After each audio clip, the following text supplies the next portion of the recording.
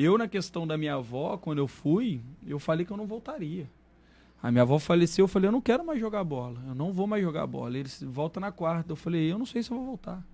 E acabei voltando na quinta porque minha mãe, meu pai, meu irmão estavam lá, você tem que voltar por nós, pela vovó e tudo. Eu falei, cara, mas eu não quero. Tava no final de temporada e eu não tava com cabeça pra jogar.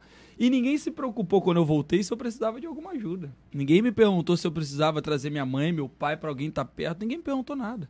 Só voltei, tinha um jogo contra o Inter no sábado. Joga, faz gol, fiz gol. E é só isso, porque a gente tava brigando pra não cair. Mas isso te dá alguma mágoa do Ceará por causa disso? Zero. Pelo contrário, sou muito grato a tudo. Tenho amigos lá dentro até hoje, que eu mantenho, claro. Hoje eu defendo outro lado, a gente não se fala com frequência.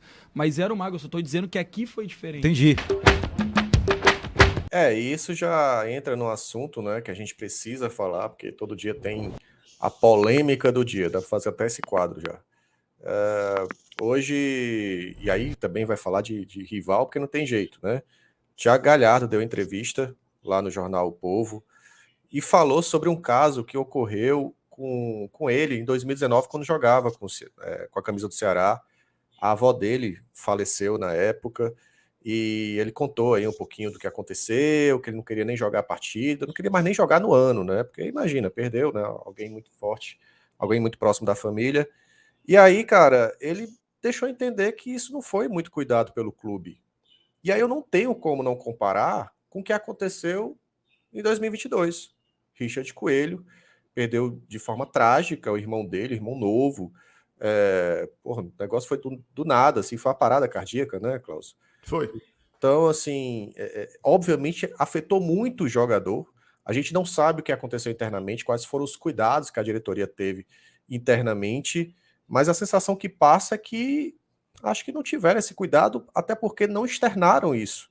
Ninguém da diretoria chegou, deu a cara a tapa e falou: gente, é o seguinte, aconteceu algo pessoal, tanto que o Richard não vai para o jogo, né? Ele teve um jogo que ele não foi. E peço ao torcedor aí carinho ao jogador e tudo mais. Cara, duas rodadas depois, ou uma rodada depois, não lembro, o Richard falhou, começou a falhar em sequência, e aí o torcedor começou a tacar o pau, sabe? Eu acho que muitos nem sabiam o que estava acontecendo. Essa falta de comunicação, essa falta de cuidado com o torcedor também, acaba atrapalhando em tudo isso, cara. E essa parte interna, que parece que tá descuidada, Klaus, eu acho que continua, sabe? Essa parte humana ainda tá de lado, cara.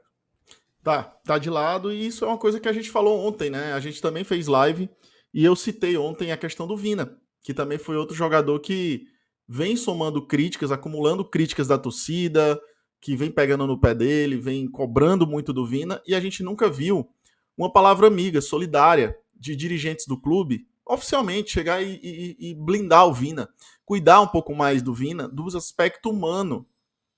E é tão importante nos dias de hoje, você tem que cuidar desse aspecto humano. É impossível você gerir um elenco de futebol hoje sem cuidar disso, principalmente. Aí a gente volta para aquela realidade das redes sociais, cara, que é onde a gente está, inclusive. O jogador, Praz falou sobre isso, que teve jogador do Ceará que ele falhou num lance e nem foi um lance decisivo, alguma coisa assim, mas quando ele pegou o celular dele, quando terminou o jogo, ele tava aos prantos, porque ele tinha errado e a torcida tava pegando no pé dele, detonando ele nos comentários. E o cara ficou em choque e chorou pra caramba. E aí o que é que a diretoria, o que é que o nosso clube tem feito sobre isso nos últimos tempos? A sensação aqui de fora é que tá fazendo absolutamente nada. Nada. Ou tá fazendo muito pouco. E quando a gente fala de fazer algo, algumas situações, como essa do Vina, como a do Richard Coelho, ela passa também pelo sentimento humano de quem é presidente do clube, quem é diretor do clube, quem tem um cuidado humano com as pessoas, com o ser humano. E isso impacta até no grupo. Porque o exemplo que você está dando de quem você é para o grupo é o exemplo que vai servir para os outros, porque os outros vão pensar: a gente tem um cara que é da hora aqui como presidente, que cuida, que tem um carinho conosco, tem uma preocupação a mais conosco. E isso vale não só para jogador, vale para funcionário também. Vale para funcionário também. O que aconteceu no jogo contra o Goiás, por exemplo, que o Vina errou, foi expulso. Errou muito forte. A gente criticou fortemente ele aqui no canal. Só que aqui no canal eu sou torcedor. O Douglas é torcedor. A galera do chat também conta com torcedores. Mas o papel de presidente é outra história. O presidente não tinha que ter ido para casa ou sei lá o quê. O presidente do Ceará deveria ter ligado para o Vina e ter ido conversar pessoalmente com ele na casa dele para dar todo o apoio. Porque a gente conta com ele. Porque ele foi o principal ponto de acreditar do presidente atual do Ceará. Então o que ele tinha que fazer era cuidar do Vina. Era ter uma proteção maior com o Vina. E a gente não viu isso acontecer. Não funciona no aspecto humano. E aí, Douglas, a gente até reuniu, né, esse episódio do Galhardo, com esse do Richard Coelho, com esse do Vina, pra gente... E aí a gente foi tentar refletir para saber o porquê das coisas. Por que as coisas no Ceará são assim? Por que no Ceará a gente desconectou-se do lado humano das coisas? Por que a gente, torcedor, se sente abandonado? Por que eu acho que dentro do clube também deve estar acontecendo isso com funcionários do clube? Inclusive esses funcionários, que muitos deles, eu queria até deixar essa mensagem para eles também, vocês que são Ceará, torcem Ceará e trabalham no clube, vocês são a principal joia do clube.